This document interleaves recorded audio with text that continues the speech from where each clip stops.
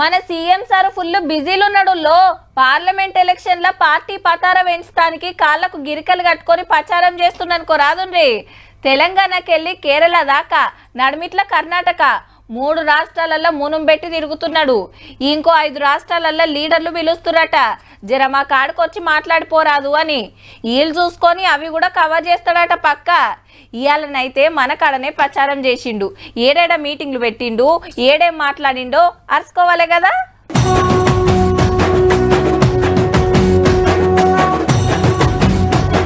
పొద్దుగాల ఆదిలాబాద్ లో పగటిలి నిజామాబాద్, రాత్రికి మల్కాజ్గిరి. ఆడ సుగుణమ్మ కోసం, ఈడ సునీతమ్మ కోసం, నడుమిట్ల జీవన్ రెడ్డి సార్ కోసం.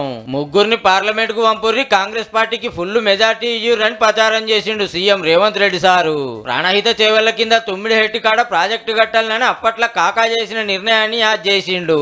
వెంకటస్వామి కాకా నాడు ఈ ప్రాజెక్టును కట్టాలి, ఈ ప్రాజెక్టుకు డాక్టర్ బాబాసాహెబ్ అంబేద్కర్ పేరు పెట్టాలి అని పట్టుబట్టించి ఆ ప్రాజెక్టును తుమ్మిడేటిలో ప్రారంభించి 5 గ్యారెంటీలు అమలు చేసినాం, 15 ఆగస్టు లోపు రుణమాఫీ చేస్తాం, ఆనకాలం పంటకు బోనస్ ఇస్తామని మాటిచ్చిండు ముఖ్యమంత్రి సారు. ప్రైవేటు వ్యక్తులతోనైనా మాట్లాడి సిసిఐ సిమెంట్ పరిశ్రమను తెరిపించి సెప్టెంబర్ 17 లోపల ఇక్కడిని చక్కెర కర్మాగారాలను తెరిపించే బాధ్యత ఈ ప్రాంతానికి పరిశ్రమలు తీసుకొస్తా. ఐటీ కంపెనీలతో పాటు ఫార్మా కంపెనీలను తీసుకొచ్చి ఇప్పుడు అవతలి పార్టీ క్యాండిడేట్లను అరుచుకునుడు. కేసీఆర్ దొరెంతనో 11 వరకు కిందికి రాడంట నగేష్ మావాడు చెప్తుండే.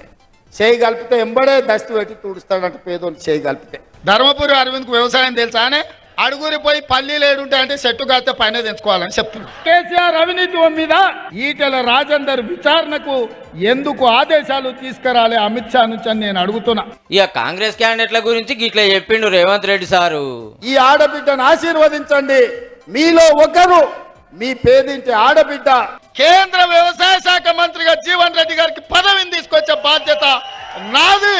ఈ సునీతమ్మకి వేసే ఓటు మీ సోదరుడు రేవంత్ రెడ్డికి వేసినట్టే. సర్కారును బడగొడతామంటే చూసుకుంటూ ఊకోం, ఒక్కొక్కల సంగతి చూస్తామని వార్నింగ్ ఇచ్చిండు. మే 13 తారీఖు నాడు గోడకు మేకు దిగినట్టు బీజేపీలను కోదండం వేసి కొట్టాలి.